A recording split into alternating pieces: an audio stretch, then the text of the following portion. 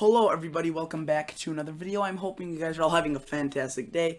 So today's upload is gonna be an episode or an update video on the winter storm that's gonna be occurring across Montana. It's becoming more and more likely. At this point, there are winter storm watches that have been issued, so that is kind of breaking news, if you will.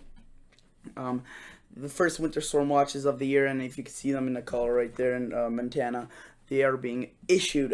Before we get into this video, consider subscribing to this channel, but also consider becoming a Patreon. The link is in the description. The Patreon basically it works like this. You pay me or give me $1 or $2 in donations for the month, and that continues or helps this channel keep growing, helps this channel fund new things. Right now I think I have 7 patrons, and I would like to thank each and every one of you so dearly from the bottom of my heart. It really means a lot that some people would actually like to, that people to go out of their way and support this. If you, have an extra $1 or $2 lying around and you would like to support this channel, by all means you could click the link in the description. I'm not saying, that you should or this is necessary. This is just for those that want it, because I've been getting some requests of people that have been wanting to support this channel. So really consider doing so. And you could let go of that contract or the $1 thing at any time. So thank you so much. Basically, again, we are witnessing winter storm watches across Montana. They are kind of shielded over by strong wind advisories and high wind warnings. Actually, you can see that strong winds are possible up to 80 miles per hour. So that's insanely strong.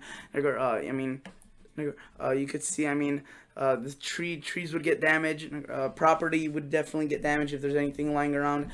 But the attention, this would expire soon. I'm pretty sure, not in probably in the next couple of days or in the next couple of hours would this expire. But look at this. There's a winter storm watch.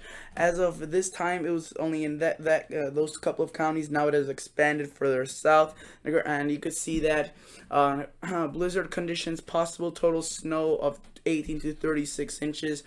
So basically a huge winter storm for October. And it's gonna be it's gonna be occurring late September into October. So that's just really early. That's a massive snowstorm for this early on in the season. And you can see Friday evening through Sunday afternoon. So technically actually still occurring in late September.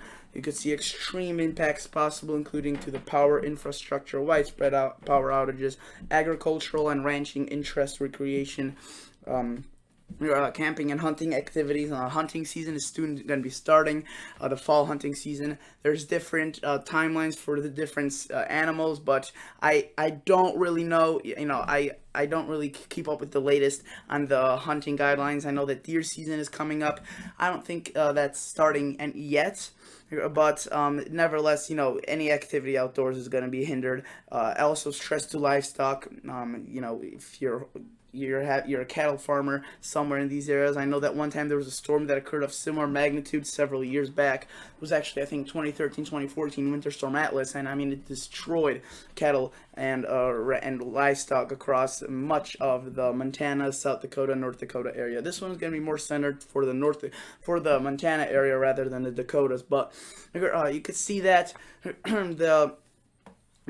for now, not bad. 50, 60, today's 64 across this. I just clicked on a random location. There were local forecast offices, Great Falls, Montana, and you could see Friday night snow or rain turning to snow, and then Saturday snow, Saturday night snow, Sunday snow, and you could see that some here we have 3 to 5 inches, and I'm assuming here would be like 5 to 8, 5 to 8, 3 to 5, 5 to 8, and look, it continues all the way through Monday night.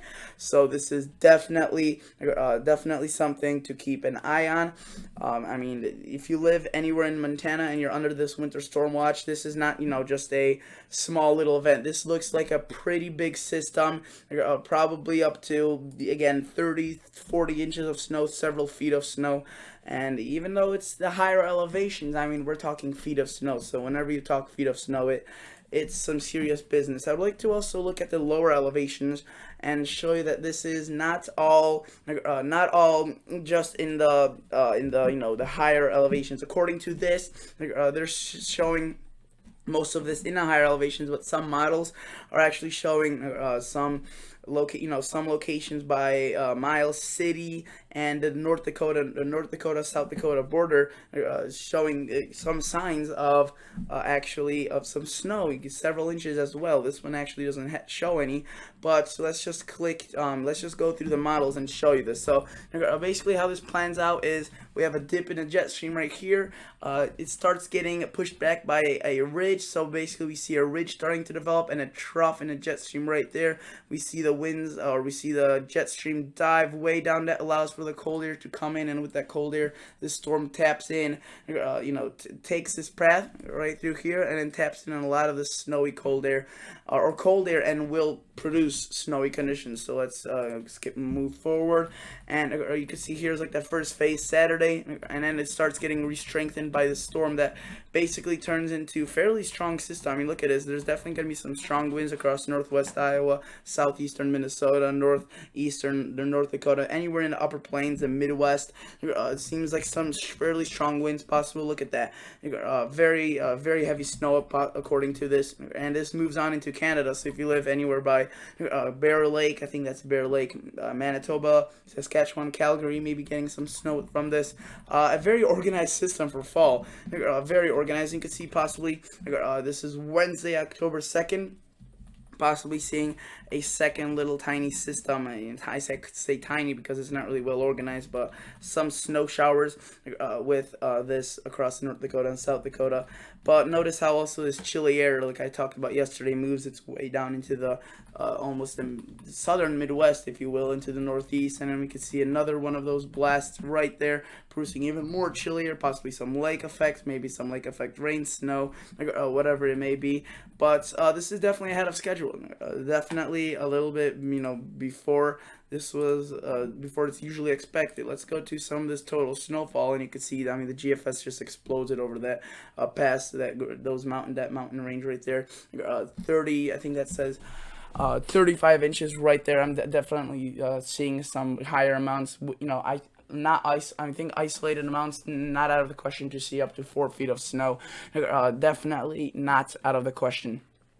And then notice how, though it's not that much in North Dakota, still some snow showers possible. And look at the Northeast, possibly some snow as well in the higher elevation, some snow showers.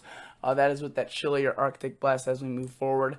If I were to show you this, is associated with that one that brings in those northwest winds off those lakes, and that could be some lake effect rain/snow. Let's put this through, and hopefully this could load a little bit faster. But basically, you can see this is what happens after that storm. It gets very chilly, brings in chilly air, and then here with that little wave, or big wave, we get again those winds turn, and we start getting possibly some lake effect across the locations, which I think this year the lake effect season will be fairly good.